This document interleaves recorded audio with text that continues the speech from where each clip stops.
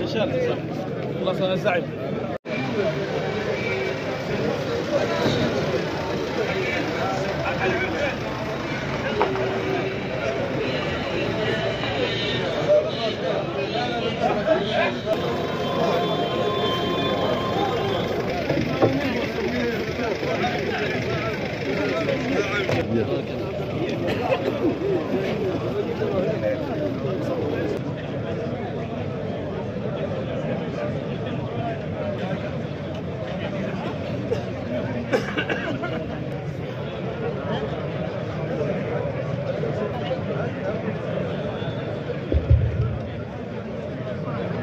بسم الله الرحمن الرحيم، والصلاة والسلام على أشرف المرسلين وعلى آله وصحبه وسلم تسليما كثيرا على من تبعه واقتفى واستنى وسار على منهاجه إلى يوم الدين.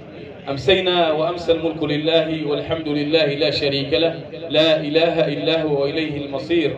أمسينا على فطرة الإسلام وعلى كلمة الإخلاص وعلى دين نبينا محمد صلى الله عليه وسلم وعلى ملة أبينا إبراهيم حنيفا وما كان من المشركين.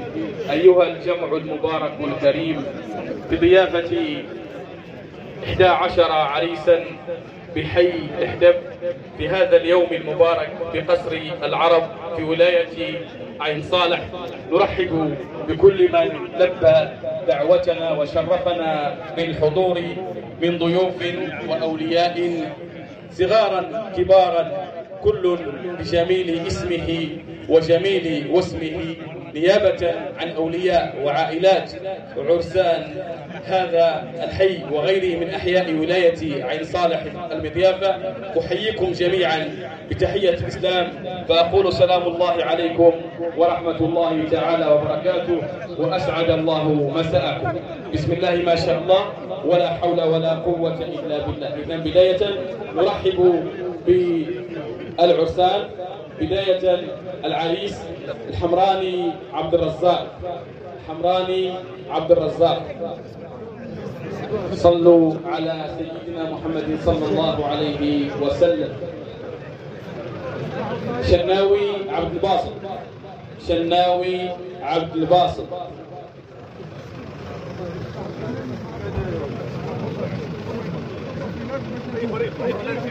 تيمبوكتو عبد الرحمن، تيمبوكتو عبد الرحمن.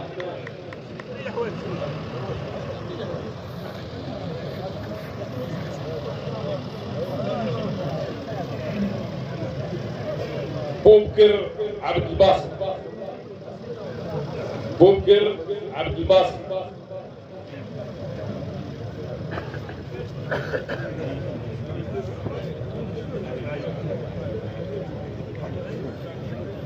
غيلاني عبد الناصر، غيلاني عبد الناصر.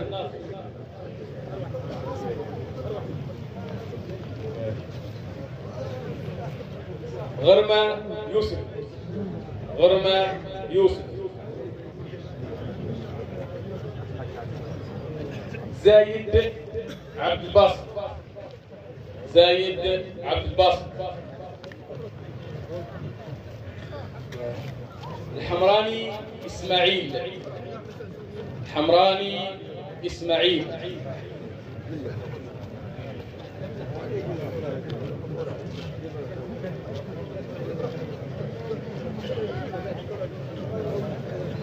عبيد الله عمران، عبيد الله عمران.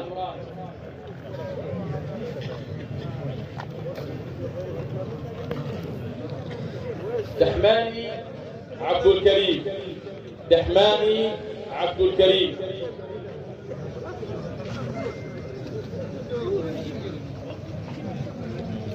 هرماط صالح، هرماط صالح. إذا هؤلاء هم عرسان هذا اليوم المبارك وتعدادهم 11 عريسا. يتفضل أخي عبد الوهاب بتنشيط هذا الحفل، نتفضل مشكورا.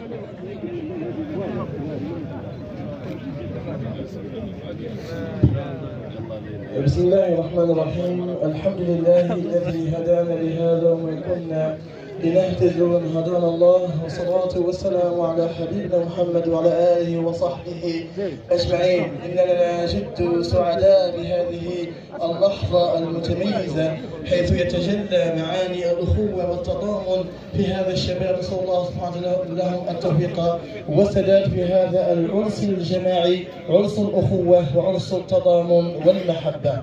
خير ما نفتتح به هذه الجلسة آيات بينات من الذكر الحكيم يتلوها المقرئ بن حميدة محمد الطيب، فليتفضل مشكورا مأجورا.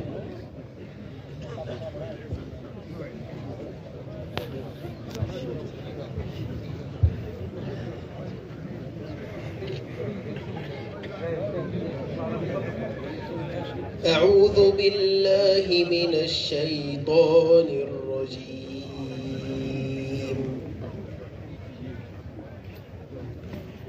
بسم الله الرحمن الرحيم.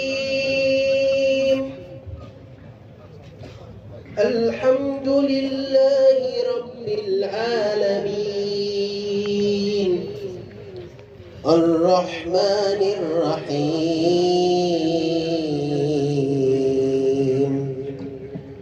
ملك يوم الدين. إياك نعبد وإياك نستعين. اهدنا الصراط المستقيم صراط الذين أنعمت عليهم غير المغضوب عليهم ولا الضالين.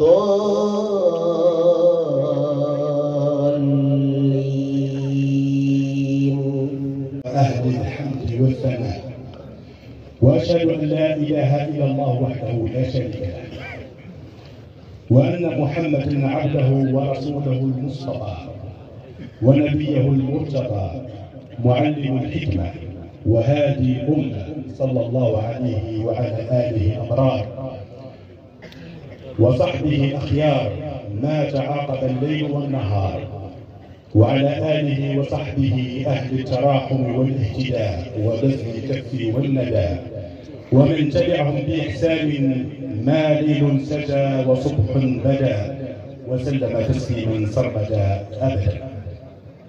شيوخنا الأفاضل، آباءنا وأخواننا الأعزاء، ضيوفنا الأكارم كل باسمه وجميل واسمه، أيها الجمع الكريم، أحييكم بتحية أهل الجنة فأقول لكم السلام عليكم ورحمة الله تعالى وبركاته.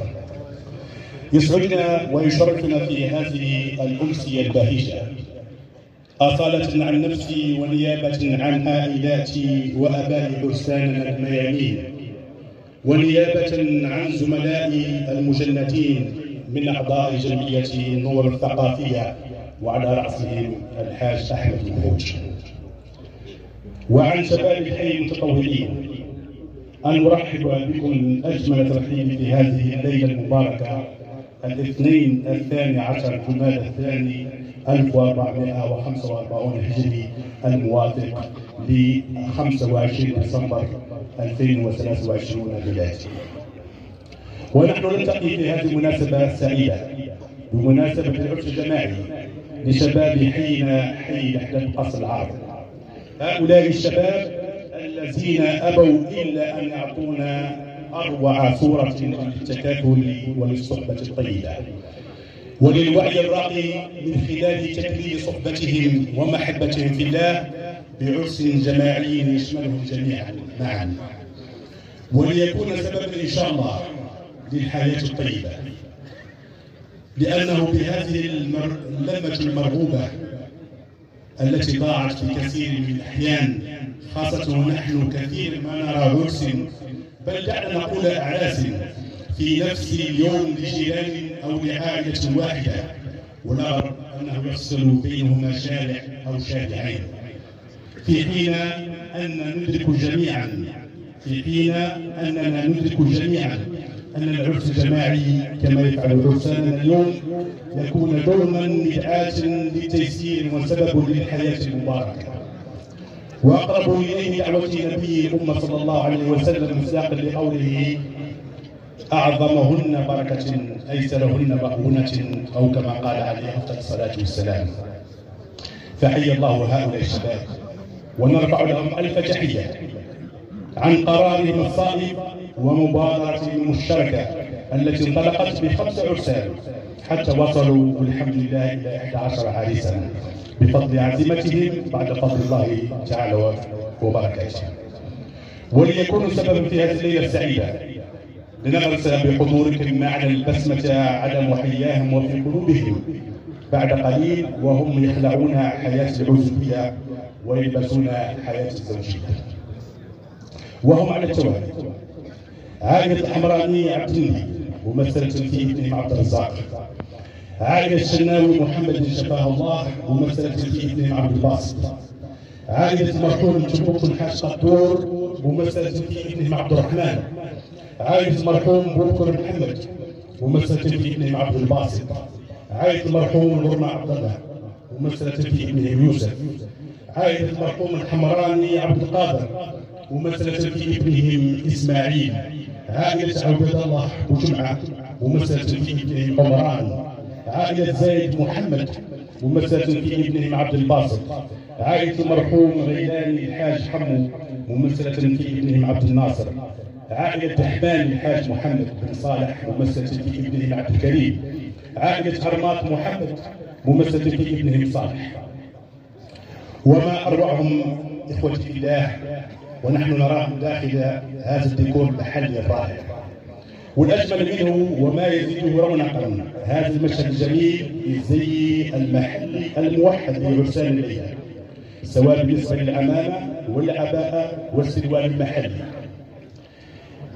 كما تلاحظون ذلك من خلفي حافظهم الله، وهي تعتبر منهم دعوة عن قصد لشبابنا وآبائنا وأمهاتنا اليوم للعودة جميعا للباس التقليدي المحلي في مثل هذه المناسبات، ليعطوا بذلك أحلى صورة وأصدق رسالة للتمسك بالأصالة والتقاليد العريقة لمدينتنا الطيبة عين صالح، والتي ما فتئت تندثر يوما بعد يوم من خلال ارتداء أزياء مختلفة ودخيلة على المجتمع، والتي ضاعت معها هويتنا وتراثنا الغني والمتوارث من الأجداد إلى الأحفاد. أتوجه ب3 كلمات: كلمة شكر لمن أجاب دعوة السرور، وكلمة مسامحة وعفو لمن تأخر عن الحضور، وكلمة اعتذار لمن قصرنا في حقه من غير قصد أو غرور.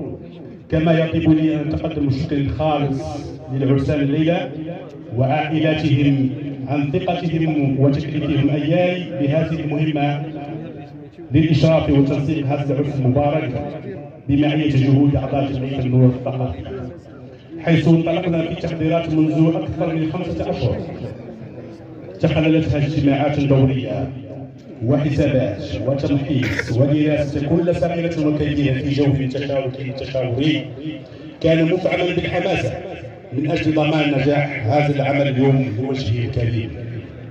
والشكر موصول إلى جمعية الرحمة الثقافية لإحياء الأفراح وتنقية الشباب قصر مرابطين، وعلى رأسها الحاج عبد الرحمن يارو على تنسيقهم معنا للتكفل بتكوين عرساننا الأسبوع الماضي خلال الدورة التكوينية المنظمة لعرفان 28 ديسمبر.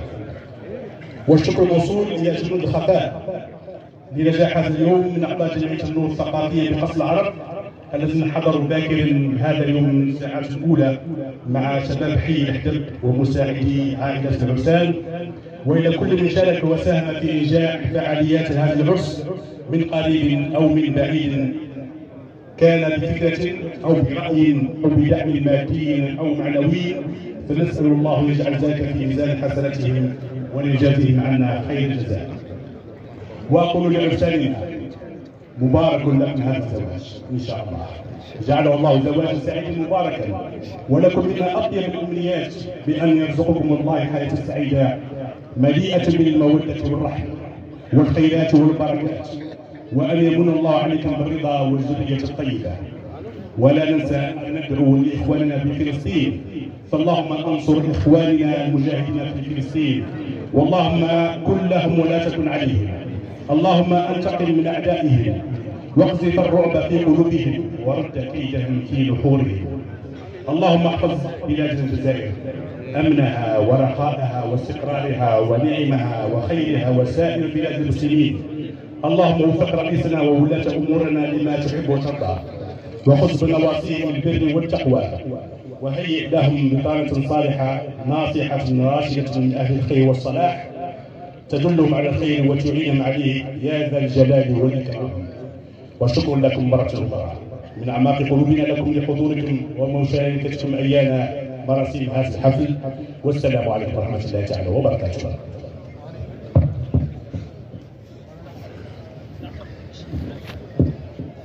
نشكر الأستاذ حاج عبد العزيز على هذه الكلمة. الآن فقط كلمة للشيخ بادي صالح يتفضل معنا، نتمنى تصبروا معنا حتى نمضي هذه الدقائق المعدودة إن شاء الله. تفضل معنا.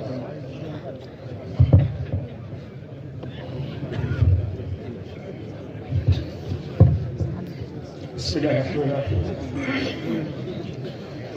الأستاذ بداية الأستاذ الشيخ الأحسن المغربي دائما في مجالس العقود يذكرنا ببعض النصائح والتوجيهات التي لا بد منها للعساة. في قبل يوم وهو يذكر في ذلك العقد تلك الآيات المباركة من سورة النساء: يا أيها الناس اتقوا ربكم الذي خلقكم من نفس واحدة وخلق منها زوجها وبث منهما رجالا كثيرا ونساء واتقوا الله الذي تساءلون به والأرحام إن الله كان عليكم رقيبا. إن الله كان عليكم رقيبا. هذه الآية المباركة من أول سورة النساء: واتقوا الله الذي تساءلون به والأرحام إن الله كان عليكم رقيبا. هذه الرحمة الأولى، رحم آدم وحواء. هذه البنت التي جاءت إلى هذه الدار، إلى هذه الزوجية، فهي أخت لآدم وحواء قبل أن تكون زوجة لك. الأمر الثاني معاشر الإخوة المتزوجين: صلاح الزوجية. زكريا عليه الصلاة والسلام عندما ذكر الله له صلاح الزوجية في تلك الآية المباركة: وزكريا إذ نادى ربه ربي لا تذرني فردا وأنت خير الوارثين فاستجبنا له ووهبنا له يحيى وأصلحنا له زوجه. السببية: إنهم كانوا يسارعون في الخيرات ويدعوننا رغبا ورهبا وكانوا لنا خاشعين. باش تصلح لك امرأة لابد لك من المسارعة إلى الخيرات. باش تصلح لك امرأة لابد لك من دعاء الله رغبا ورهبا. باش المرأة تصلح لك لابد أن تكون خاشعا متذللا لله جل وعلا. ثم بعد ذلك استحضار هدي النبي محمد صلى الله عليه وسلم في هذه الليلة المباركة وما بعدها. كل ما يتحرك شوية الشيطان، يتحرك شوية الدبانة في الرأس، يستحضر حياة النبي محمد صلى الله عليه وسلم مع زوجاته. مع عائشة رضي الله عنها: غارت أمكم أجاءك شيطانك أو معي شيطان؟ وأنا معي شيطان إلا أن الله عانني عليه فأسلم. هذه الحياة النبوية هي التي بها يسعد الزوج والزوجة. نبينا محمد صلى الله عليه وسلم في هذه الليالي المباركة وغيرها من الأيام: يا معشر النساء تصدقن من الاستغفار ما تركت أضر على أمتي بعدي فتنة أكثر من النساء. ما الحديث الآخر: اللهم صل وسلم على النبي عليه الصلاة والسلام. ولكن اللهم صل وسلم على النبي وآله، اللهم صل على النبي وآله. دعاؤنا لهؤلاء الأزواج: اللهم اجعله زواجا مباركا، اللهم اجعله زواجا مباركا، اللهم بارك لكل زوج في زوجته ولكل زوجة في زوجها. اللهم اهدنا واياكم فيمن هديت، وعافنا واياكم فيمن عافيت، وبارك لنا واياكم فيما اعطيت، وتولنا واياكم فيما توليت، واصرف عنا وعنكم شر ما قضيت فانك تقضي ولا يقضى عليك. نسال الله سبحانه وتعالى اللهم اجعل الجمع جمعا مرحوما، وتفرقنا من بعد تفرقا مباركا معصوما، ولا يجعل اللهم فينا ولا عيدنا ولا معنا شقيا ولا محروما ولا معذبا في النار. الذين سبقونا الى الدار الباقيه اللهم ارحمهم وسع عليهم قبورهم ونورها عليهم. اللهم اجعلهم مع النبيين والصديقين والصالحين وحسن اولئك رفيقا. اللهم اشف مرضانا ومرضى المسلمين، اللهم اشف مرضانا ومرضى المسلمين، اللهم اشف مرضانا ومرضى المسلمين. هؤلاء المستضعفين في مشارق الارض ومغاربها في بيت المقدس وما حوله، اللهم كن معونا ونصيرا، افتح عليهم فتحا مبينا، اربط على قلوبهم، داوي جريحهم، اشف مريضهم انك سميع قريب مجيب الدعاء. وصلى الله وسلم على النبي عليه الصلاة والسلام. صلوا على رسول الله. والآن إلى آخر تقريبا محطة قبل تناول وجبة عشاء هذه الليلة المباركة. الآن منظمون ننطلق الآن في عملية تعميم العرسان. بداية تفضلوا بارك الله فيكم، خذوا أماكنكم.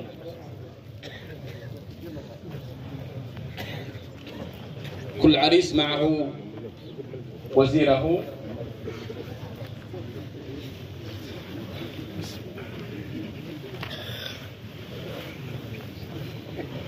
المعممون على بركة الله. حمراني عبد الرزاق يعممه الحمراني الحاج محمد بن حميدة. تفضل مشكورة. حمراني عبد الرزاق يعممه الحمراني الحاج محمد بن حميدة. شناوي عبد الباسط محمد مولود ببوش. تيمبوكتو عبد الرحمن يعممه الحاج بن عبد النبي بريكة. الحاج بن عبد النبي بريكة. بوبكر عبد الباسط. بوبكر عبد الباسط يعممه الحاج بن حمادي مبروك. الحاج بن حمادي مبروك.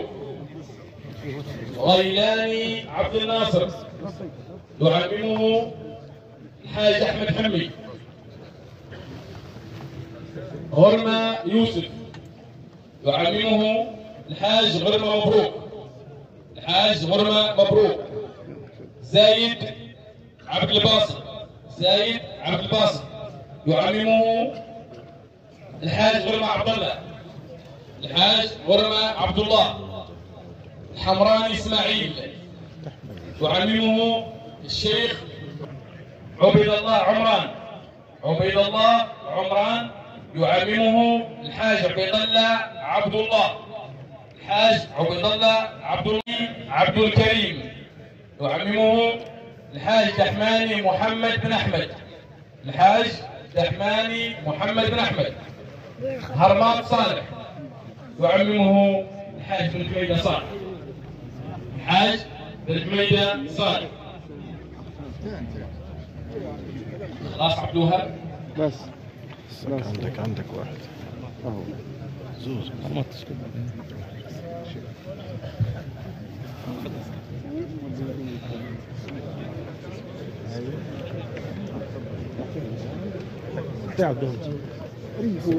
ريح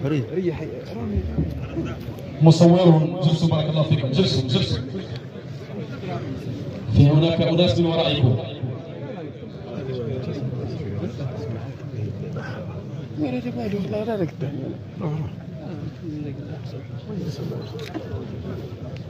الشيخ زاوي.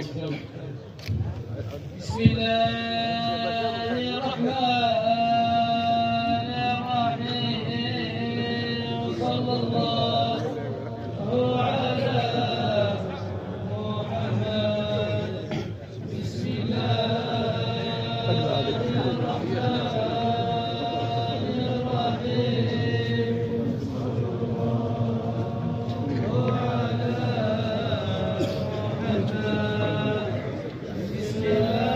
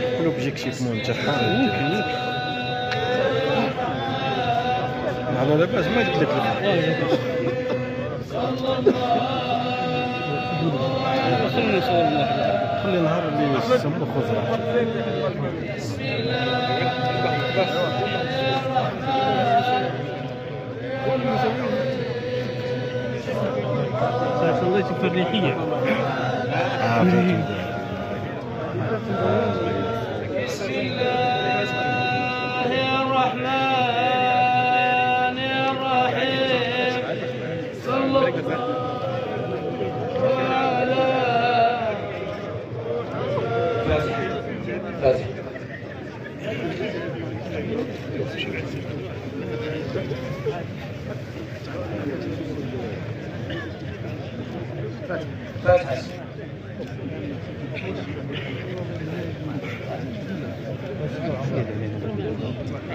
الحمد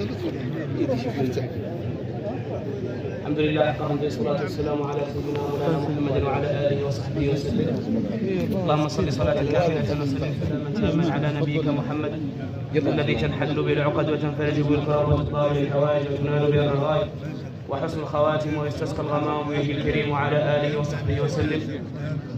اللهم صل وسلم وبارك على سيدنا مولانا محمد طب القلوب ودوائها وعافية الأبدان وشفائها ونور الأبصار وضيائها وعلى آله وصحبه وسلم. اللهم إنا نسألك رحمة تهدي بها قلوبنا وتلم بها شملنا وتجمع بها شعثنا وتهدي بها ضالنا وترد بها غائبنا وتسرح بها مسجوننا إنك ولي ذلك والقادر عليه. اللهم يا رب هؤلاء الأزواج، اللهم يا رب بارك لكل زوج في زوجته وبارك لكل زوجة في زوجها. اللهم يا رب ألف بينهما وارزقهما الذرية الطيبة التي تعبدك وتوحدك. اللهم يا رب بارك في الجميع. اللهم يا ربي وللأموات من الآباء اللهم اغفر لهم وارحمهم وتجاوز عن سيئاتهم واجعل جنة مثواهم. اللهم أكرم نزلهم ووسع مداخلهم واغسلهم بالثلج والبرد ونقهم من الذنوب والخطايا كما ينقى الثوب الأبيض من الدنس. اللهم لا تبتلهم في قبورهم بما لا طاقة لهم به واعف عنهم وعافهم يا أرحم الراحمين يا رب العالمين. الأحياء اللهم يا رب أدم الصحة والعافية عليهم. اللهم يا رب ربحنا منهم وربحنا منهم يا أرحم الراحمين يا رب العالمين. اللهم يا رب لا تجعل في مقامنا هذا ذنبا إلا غفرته ولا هما إلا فرجته ولا دينا إلا قضيته ولا عيبا إلا سترته. اللهم صل على سيدنا محمد الفاتح لما أغلق والخاتم لما سبق بالحق الهادي إلى صراطك المستقيم وعلى آله حق قدره ومقداره. سبحان ربك رب العزة عما يصفون وسلام على المرسلين رب العالمين. الصلاة والسلام عليك يا سيدي. الصلاة والسلام. إذا صلى الله عليك يا رسول الله. الآن تفضلوا جماعة الحرة، تفضلوا مع العرسان.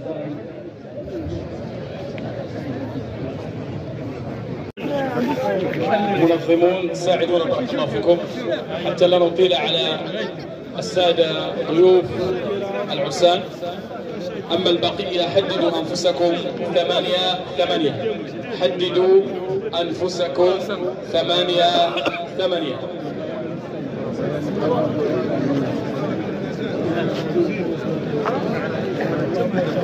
المباركة إن شاء الله تعالى. التبريك للعرسان هذه الطبعة سيكون غدا إن شاء الله بداية من الساعة 5 مساء في عين المكان إن شاء الله تعالى. غدا لمن أراد أن يبارك للعرسان غدا إن شاء الله تعالى هنا في عين المكان بداية من الساعة 5 مساء. فأهلا وسهلا بالجميع إن شاء الله تعالى. نصلي صلاة العشاء بعد تناول وجبة العشاء. نصلي إن شاء الله تعالى صلاة العشاء بعد تناول وجبة العشاء. 17/9/2023 الواردة إلينا من ولاية عين صالح بخصوص العملية التضامنية لشهر رمضان لسنة 2024. ينهي رئيس المجلس الشعبي البلدي لبلدية عين صالح للمرة الثالثة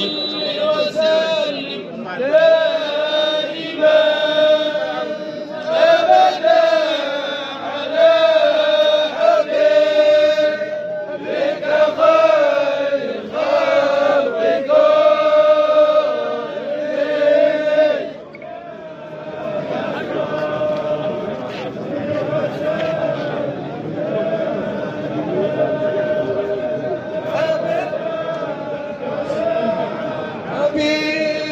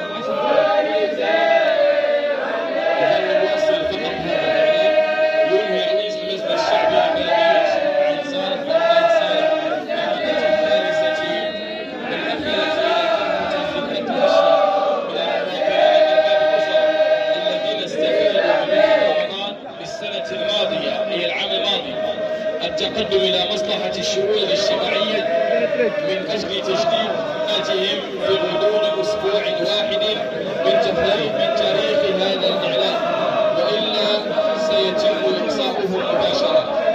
إذن ينهي رئيس مجلس الشعب البلدي إلى كافة الفئات الهشة المواطنين أرباب الأسر الذين استفادوا من منحة رمضان في السنة الماضية التقدم إلى مصلحة الشؤون الاجتماعية من أجل تسجيل طلباتهم، وهذا في غضون أسبوع واحد فقط من تاريخ هذا الإعلان، وإلا سيتم إقصاؤهم مباشرة.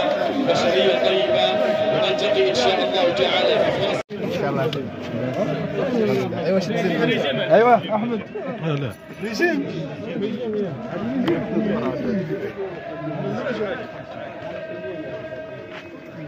اشنو هذا الريجيم هذا؟ ها؟ عادي. لا صدق العادي العادي. خلاص خلاص. يا هات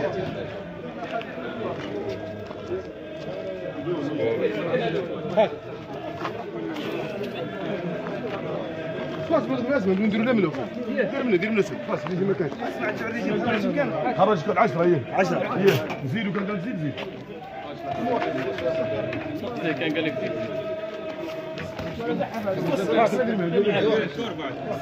جيب العادي جيب له عادي هذاك عادي عادي واش ابو احمد هات عمر مدله مدله مدله مدله مدله مدله هات شبر موجود جهه تحتانيه ما تقول هات يا احمد مدير يا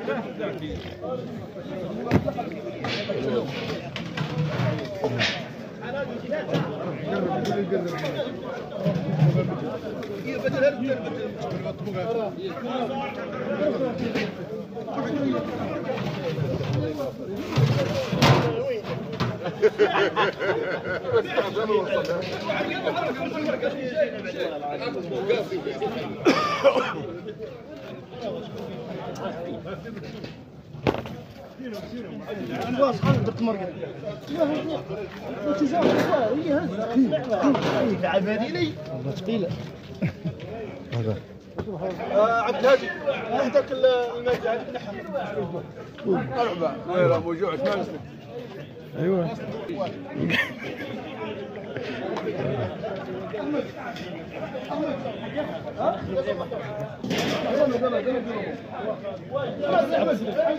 استاذ احمد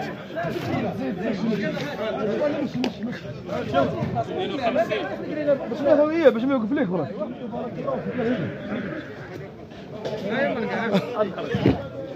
53 53 ايوه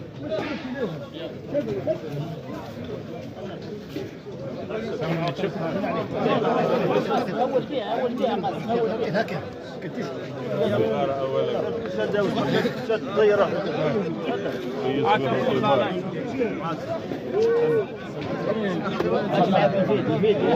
هاك مالك يلا حاج بلع تصور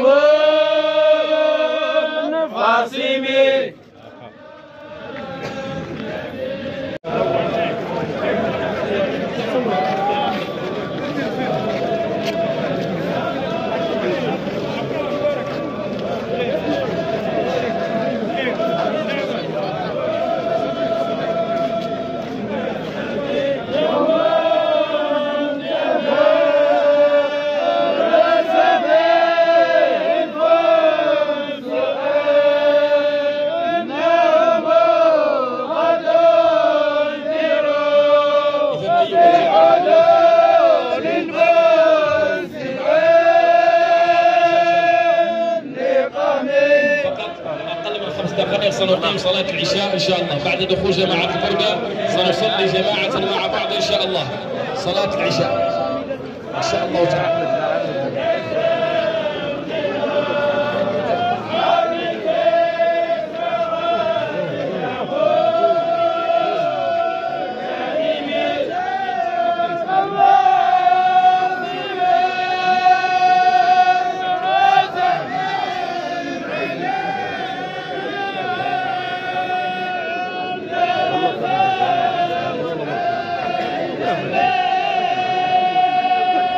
Sademe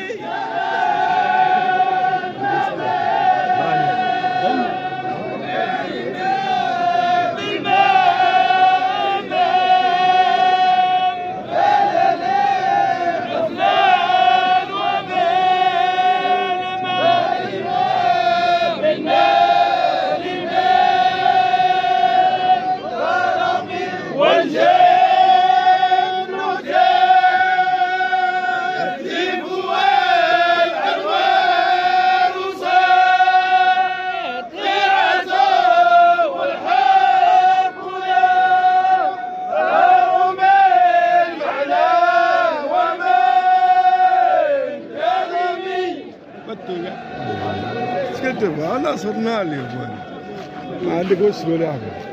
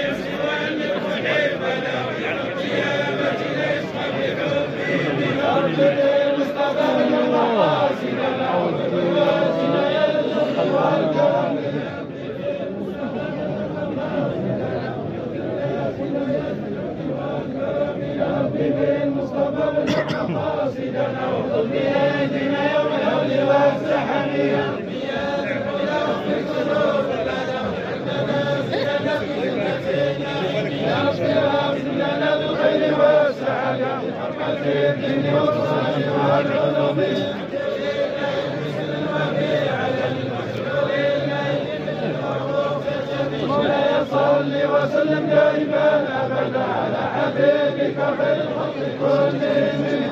صل وسلم دائما ابدا على حبيبك خير الخلق كلهم. يا ربي صل وسلم دائما ابدا على حبيبك خير الخلق اللهم صل وسلم على سيدنا محمد.